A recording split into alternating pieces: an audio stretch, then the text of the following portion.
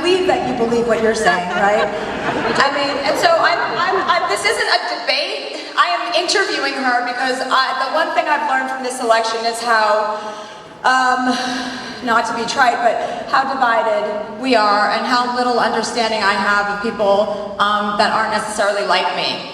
So I want to change that, and I want to be, you know, a little bit more edifying, a lot.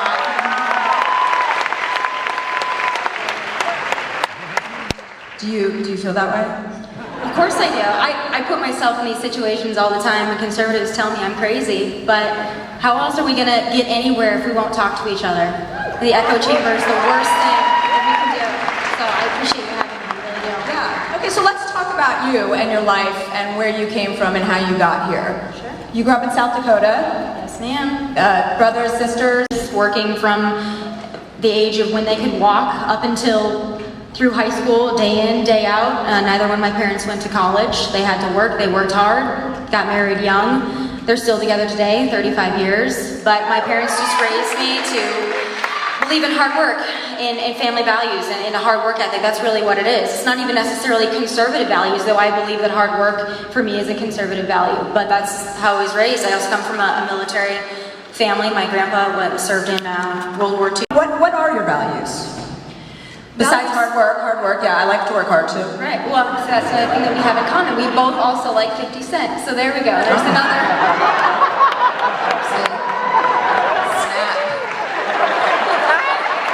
I never said I liked 50 Cent, I just had sex with him.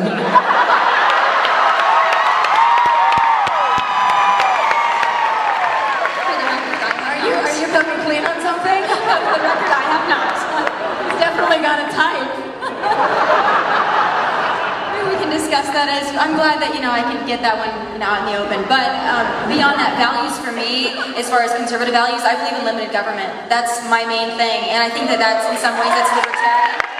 But everything is limited government. But I also believe in strong national security. I believe in border enforcement. I believe in low taxes. I believe in free market capitalism. Those are the values that I think, for me, that's what American values represent, because we are a free market capitalistic society, and that's why we're the richest nation on the face of the earth. Yeah. So, but what about government's involvement in things like the police force or the Coast Guard or, the military? Well, government, of course, has a place. I'm not saying the government does not. I just believe that it takes a limited role, and that's where I think a lot of conservatives and those that are on the liberal side would disagree. I don't think government does many things well. I think there are certain things that it does do well, and I think that there are areas, certainly the private sector does better, free market capitalism does better, and that's where I stack on healthcare. That's where I stack on. But don't you feel like, as the leading country, or we were, healthcare system, I believe that it fails the very people that it's intended to help. And I think that there are examples of that all across the world. It sounds good. It sounds good, but I just don't think that socialism, I don't believe that single-payer universal health care, we can see it. I mean, if you want an example, to me, if you want an American example, I look at the VA. If you look at the VA and you think that that is the model in which you want the rest of the healthcare system in the United States to function after, I certainly don't, because I know from personal experience that people go through hell in the VA system, long wait times. Well, how would you like to see healthcare unroll? Or roll out? What's your ideal? Sure. Just no involvement at all, just people just figure it out? I think that there are common sense solutions, and to me, I think that this discussion needs to be had, and I would like it to be bipartisan. I really would. I think that universal health care is a bad decision. I think it's a bad choice. I do believe in repealing Obamacare and also replacing it. There needs to be some mechanism. Repealing Obamacare would be fine if they had a replacement, is the issue.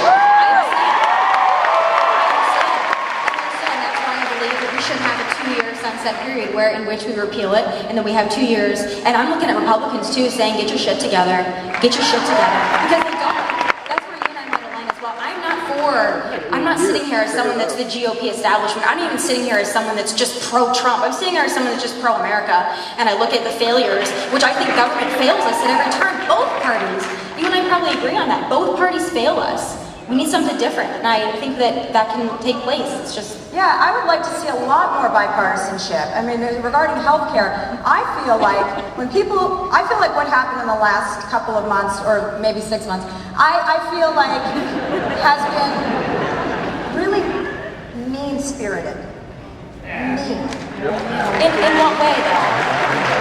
I think the defunding I think when people talk about repealing and replacing Obamacare, fine. Everybody, even Democrats, many Democrats, I won't speak for all of them, obviously, because, whatever, I'm not going to speak for anybody but myself. I think a lot of people feel that there are problems with Obamacare. They admit it. They're not denying it. Nobody's pretending it's not an issue when premiums go through the roof and people can't afford it. But it also has helped, 22 million people. But I think that 22 million people, I don't think that's correct. It's not a correct number. 22 million people. Well, no, that is a correct number. But it's not. It's the people that are forced to buy healthcare.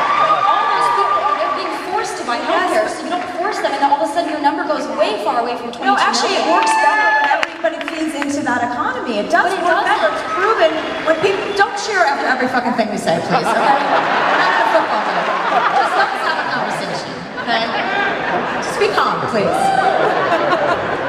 It's proven in socialist countries, in England, in all of Europe, in Scandinavia, when people pay into a single payer system, when people pay, and that evens out the market. That's a fact. That's been proven over and over again. They don't have problems with health care over there in Canada. They have waiting lists. And in the Medicaid system, to me the problem with Obamacare as well is that it made Medicaid an open-ended entitlement. It was supposed to be for those that truly need it. And it's expanded to the level where there are some that are feeding off of the system at the expense of middle-class Americans who are just above the threshold, but they're not low enough to be able to get fully subsidized. And those are the Americans that I care about as well, because those are the ones that are also really struggling. Yeah, but I think we're all struggling. The idea is to help each other. I think the idea is I want to help. If my neighbor needs help and I can help him, I want to. I know that's not the most popular thing to say. Well, maybe it is. We're in LA, so it is popular here. But I'm like, where the fuck am I? I do want to help people. I want people to have health care. I want people to feel safe. I want people to pay into a system that's going to return the favor, if and when they need it. Most people end up needing medical care. It's not like elective, you know? No, I understand. It's kind of like a basic fundamental right. Right, but not for me. I believe it is my right to purchase health care. I don't believe it's my right to pay for it for other people. I also think that the universal health system. Wow, this guy's not right. Agreeing with what every move someone makes, every tweet they send, no, I don't. But I do believe that the positives outweigh the negatives. I do believe that he's a good president. I do believe that he's done things. And people talk about all the time, well, he tweeted something, and that's mean. I can get over the meanness of his tweets if he's helping middle-class Americans, if he's helping America, if he's putting America first, if he's strengthening us on the world stage, if he's enforcing our border. I can deal with a mean tweet. But why? But what? But mean represents so many other things. He's kind of like a toddler, like an angry. He's a toddler. He lashes out at people and he's vengeful and he says really nasty things and he's like crybaby. He's like never in modern American history have we ever seen a crybaby of this nature serving as the president of the United States. He whines and bitches and moans. Everything's unfair. It's unfair. It's unfair. He's the fucking president. Act like it.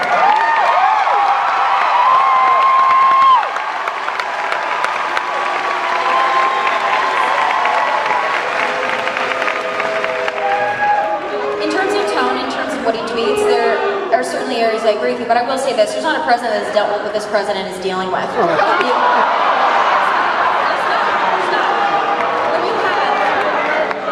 you have a media that is hell-bent on sabotaging this president, there are most members of the media that would rather see this president fail. Please take it down, please.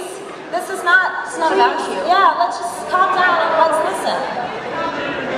There are members of the media, and I would say most, that would rather see this president fail than see the United States of America succeed, and I think there's a problem with that. I also believe this president cannot get his message out on mainstream media. He's not given the opportunity to. So he goes around and he goes on Twitter. He's given he has every opportunity to get it out on mainstream media. When you turn on CNN and you sit there for 5 hours and you hear the same story about Russia over and over and over again, they cover nothing else. It's a pretty big story. What's going on Venezuela is a big story. Venezuela is also a big story. It's a shame that we can't pay more attention to that. It would be great if we didn't have the distraction that is the President of the United States, distracting from global issues. But additionally, it would also be great if the President of the United States acknowledged the global community and respected the global community. He just completed a G20 summit in which I believe he did fantastic. And beyond that, if you look at Venezuela, speaking of it, for the rich. There was no health plan. It was built around giving more money to the very, very top 10%, 1% of people. That's what it was built on. That's how they started their plan. That was the very first tenet of their plan. Tax cuts for the rich. How is that in the best interest of American people? I think open-ended entitlement that is Medicaid is not in the best interest, and even those that are on Medicaid is not, people that are on Medicaid, it's better than nothing, but Medicaid is failing in many of the states of the very people that it's intended to serve, and it's because they're... He could do that would be too much? First of all, my loyalty doesn't lie with Donald Trump. My loyalty lies to an America First agenda. I wasn't always a Trump supporter. I was actually a Marco Rubio supporter. That's almost worse, though. I mean, he's kind of... He's just like a... You know, it's like a non-man. He's a what? Like a non-man. Like how do we go, Chelsea, how do we go from talking about the feelings of transgenders to you saying Marco Rubio is a non-man? Maybe we should say that. You calling him a non-man, questioning his gender? I'm not making feelings. I'm not talking about feelings. I'm saying I don't find it to be masculine. But I thought gender was just a social construct. No, don't try to make it.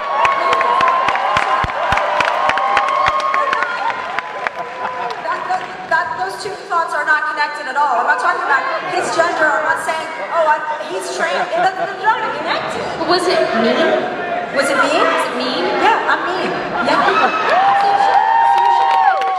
You should appreciate President Trump and his No, meanness. I'm not the president though. Like, I don't have the responsibility to 320 million people. How many people are in this country? 320 million? Something like that. It's a lot. You know what?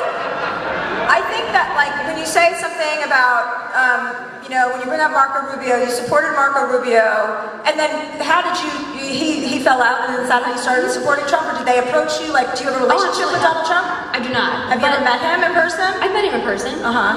But for me, it's not about Donald Trump, it's about the agenda. It's about America First. What spoke to me and millions of other Americans was a strong border, was making the military a capable fighting force, once again, that's empowered. Ryan's Priebus are like it's never about America. It's always about Donald Trump. But I'm not Reince Priebus. I believe that it is about America. I do. And for me, if Donald Trump were to not stand up for those things that I believe and I hold so dearly, if he were not a hardliner on immigration, on national security, on limited government, on repealing and replacing Obamacare, yeah, I will say something. But none of that stuff has, aside from a little with immigration, has really started to take effect. So the issues that you stand behind and espouse, he hasn't proven to deliver on. So when is he going to do it? In terms of energy independence, it has. He's greenlighted 2 pipelines, which is going to be great for American jobs. And then we don't have to say that again. What you said? Energy independence and 2 pipelines that he's greenlighted. Okay. Well, okay. That's jobs for renewable Americans. energies, though, is the way of the future. It's the 20% growth each year in our economy. And that's it's the great. fastest growing economy in this country. And he's worried about coal jobs, which tap out at 80,000 But how come jobs. There are 80,000 total coal jobs in the entire country. That's it. But Chelsea, how come those people, when we're discussing what jobs and what people matter, how come a coal miner and their job and their livelihood and their ability to support their family, how come they're seen as less than, or they're... They're not seen as less than, but times are changing. We're moving on. It's manual labor. They can install solar energy panels. They can retrain. They can get a new skill set. The world changes. But I understand when you say that, you're taking away from those communities that thrive on those things. I can't just say I love being on TV and then, and then TV's obsolete and I'm like, no, I can't do anything else. No, it's like, but you it's have not to about adjust that. and you have to adapt. You do, but you have to give those people time in which to do it as well. Well, how much when you strangle the coal industry and you put those people out of jobs, you're not just putting coal miners out of jobs, you're putting the local restaurants around there, the local convenience stores, those that serve those people. Way your way. Sun is up, happy, happy, happy day. Love, love, love, way. Merry way day.